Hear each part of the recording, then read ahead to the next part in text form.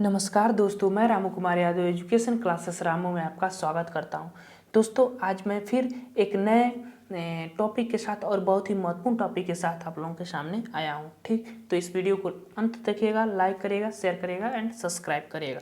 तो चलिए हम दोस्त, ये वीडियो स्पेशली रीट के एग्जाम के नज़रिए से देखकर बनाया जा रहा है, तो इस वीडियो को जरूर देखिएगा अगर आपको रीट का एग्जाम देना है राजस्थान का। तो ठीक, 25 अप्रैल को जो डेट प्रस्तावित है। ठीक, तो चलिए पर्यावरण देखिए। पर्यावरण जो रीट के एग्जाम के प्रीवियस ईयर प्रश्न है उसमें से एक यहाँ से प्रश्न बना था कि जो प्रथम बार रेल है वह कहाँ से कहाँ के बीच चली थी। तो उसी के संबंधित और भी प्रश्न बन सकते हैं, हालांकि वो तो प्रश्न बना हुआ है तो उससे संबंधित अब वो तो प्रश्न बन नहीं सकता है एग्जाम में, तो दूसरा प्रश्न बन सकते हैं, संभावित प्रश्न बनने की संभावना रहती है। उस प्रश्न के नज़रिए से इस वीडियो को बनाया जा रहा है। तो ठीक, इस वीडियो को देखिएगा, लाइक करिएगा, शेयर करिएगा। तो चलिए अब हम सीधे पॉइंट पर चलते हैं। तो पॉइंट हमारा ये कहता है कि भारत में प्रथम यात्री रेल की शुरुआत जो है 16 अप्रैल 1853 में जो चली थी वह बेरी बंदर मुंबई से ठाणे के बीच 33 किलोमीटर के लगभग में चली थी। ठीक, सिर्फ लगभग में याद रखिएगा, इतना डीपली नहीं पूछेगा। ठीक, और गवर्नर जनरल कौन था? तो लॉर्ड डलहौजी।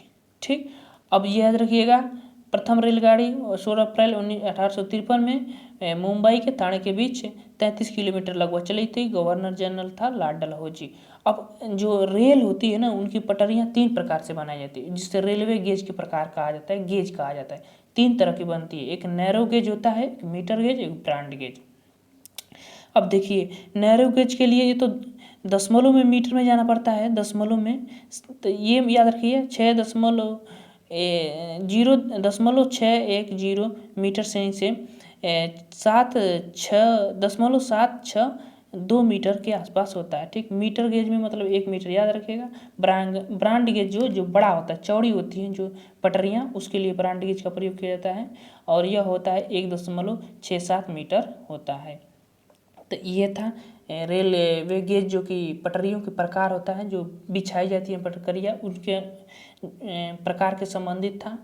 अब इतना चीज़ जितना महत्वपूर्ण मैंने बातें इसमें कहा, इसको याद रखिएगा। आगे चलते हैं, आगे है हमारा कुछ और भी बातें हैं। अब देखिए, पहले क्या था कि रेलवे जोन से बहुत ही महत्वपूर्ण है। वर्तमान में कुल रेलवे जोन 18 हैं। पहले 17 हुआ करते थे, याद रखिएगा, पहले 17 थे, लेकिन इस समय कितने हैं? 18। 18वां कौन सा जोन बना है? तो दक्षिणी तटीय रेलवे जोन 2019 में बनाया गया है। इसका मुख्यालय विशाखापट्टनम है। हालांकि जब मैं रेलवे जोन को ट्रिक से बताऊंगा तो एक मैप के हिसाब से मैं बताऊंगा कि कौन सा रेलवे, यानी उत्तर का रेलवे कहाँ है, दक्षिण का रेलवे का मुख्यालय कहाँ है, पूर्व का रेलवे का मुख्यालय कहाँ है, दक्षिण मध्य रेलवे का मुख्यालय कहाँ है। तो इसको जब हम बताऊंगा ना, तो ट्रिक से हिसाब से इस तरह बता दूंगा तो आपको समझ आएगा। ऐसे मैप के हिसाब से जब बताऊंगा ना तो ये चीज़ याद हो जाएगा। ठीक, तो अभी उस चीज़ पर मैं फोकस नहीं कर रहा हूँ, बस आप इतना याद रखिए। इतना अंदर उसमें पूछेगा प्रश्न थोड़े नहीं, बस इतना आप याद है कि 18वां जो रेलवे जोन है दक्षिणी तट रेलवे जोन को बनाया 2019 में। इसका मुख्यालय विशाखापट्टनम है। पहले 17 जोन थे, अब 18 जोन हो गए हैं। ठीक, अब राजस्थान की बात है, राजस्थान का पेपर, तो राजस्थान से भी बातें पूछ आ गई। राजस्थान में रेल सेवा की शुरुआत 1874 में किया गया था। ठीक, रेल सेवा का शुरुआत 1874 में किया गया था। ठीक, बादी कुई के से आगरा फोर्ट तक चला था। बादी कुई से आगरा फाट तक चला था। ठीक, फाटक तक चला था, ये फाटक होगा, फाट लिखा है। ठीक, अब देखिए, उत्तर पश्चिम रेलवे मंडल का मुख्यालय जयपुर है। तो देखिए, जब हम मुख्यालय पढ़ाऊंगा ना तो वो बहुत महत्वपूर्ण से पढ़ लीजिएगा आप।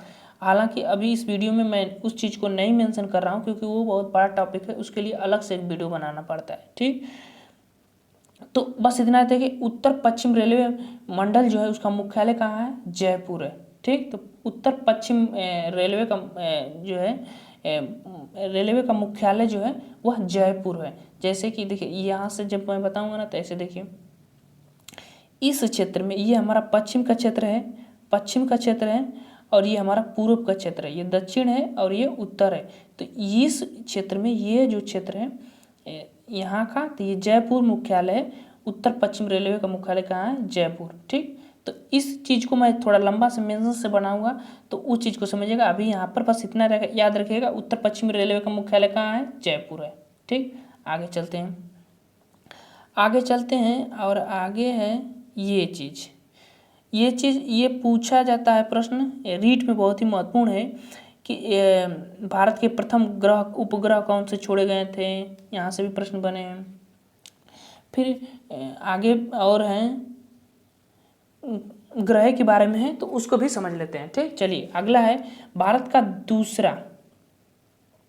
दूसरा कृत्रिम उपग्रह भास्कर। भास्कर प्रथम जो है 79 में छोड़ा गया। ठीक, हालांकि भारत ने प्रथम आर्यभट्ट को छोड़ा था, लेकिन अभी तो वो एग्जाम में प्रश्न बना हुआ था, इसीलिए उसको मैं इसमें नहीं रखा। अब दूसरा बन सकता है कि भारत का दूसरा कृत्रिम उपग्रह। कृत्रिम उपग्रह का मतलब कि लोगों वैज्ञानिकों द्वारा बनाया गया उपग्रह जो भास्कर है वह प्रथम छोड़ा गया था जून 1979 में। अगला पॉइंट है भारत का पहला पूर्ण स्वदेशी उपग्रह रोहणिया छोड़ा गया था। ठीक, देखिए ये भास्कर जो है ना, ये रूस की सहायता से छोड़ा गया था। और दूसरा जो है ये भारत पूर्ण स्वदेशी कृत्रिम उपग्रह रोहणिया छोड़ा गया था। ठीक, और ये भारत के द्वारा स्वदेशी एकदम, मतलब कि भारत के वैज्ञानिकों ने इसको बनाया था। ये 1980 में छोड़ा गया था। ठीक, आगे चलिए, भारत का पहला शिक्षण सेवा प्रदान करने वाला कृत्रिम उपग्रह है एडुसेट 2000। एडुसेट जो 2000 है, शिक्षण सेवा प्रदान करने वाला ये उपग्रह है जो छोड़ा गया है। ठीक, एडुसेट। अगला पॉइंट है विश्व का पहला कृत्रिम उपग्रह जो है स्पुतनिक प्रथम है और यह 4 अक्टूबर 1957 को सोवियत संघ रूस के द्वारा छोड़ा गया था। ठीक, तो इतने महत्वपूर्ण टॉपिक थे, प्रश्न थे, जैसे कि भारत का दूसरा कृत्रिम उपग्रह भास्कर प्रथम है, ये दूसरे देश रूस से छोड़ा गया था, रूस के सहयोग से छोड़ा गया था। हालांकि दूसरे भारत का पहला पूर्ण स्वदेशी उपग्रह रोहणिया है जो कि भारत में बना और भारत ने ही इसको छोड़ा था। ठीक, भारत का पहला शिक्षण सेवा प्रदान करने वाला कृत्रिम उपग्रह जो है एडुसेट है जो 2000 है, और विश्व का पहला कृत्रिम उपग्रह था स्पुतनिक प्रथम 4 अक्टूबर 1957 को सोवियत संघ रूस ने इसको छोड़ा था। ठीक, अब चलिए आगे चलने के बाद कुछ और व्याख्या हैं। अब देखिए, भारत का प्रथम कृत्रिम उपग्रह आर्यभट्ट मैंने पहले बता चुका हूँ, जिसे 19 अप्रैल 1975 को छोड़ा गया था। 19 अप्रैल 1975 को इसको क्या हुआ था? छोड़ा गया था। सोवियत संघ रूस, मैंने बताया ना कि सोवियत संघ की सहायता से इंटरकास्मास रॉकेट की सहयोग से अंतरिक्ष में छोड़ा गया था। इसका नाम जो है भारतीय महान गणितज्ञ आर्यभट्ट के नाम पर रखा गया था। ठीक, तो इतना चीज़ याद रखिएगा। पहला पूछा हुआ प्रश्न है परीक्षा में, तो पहला तो पूछ नहीं सकता, दूसरा पूछने की संभावना रहेगी, तो इस चीज़ को आप भी याद रखिएगा।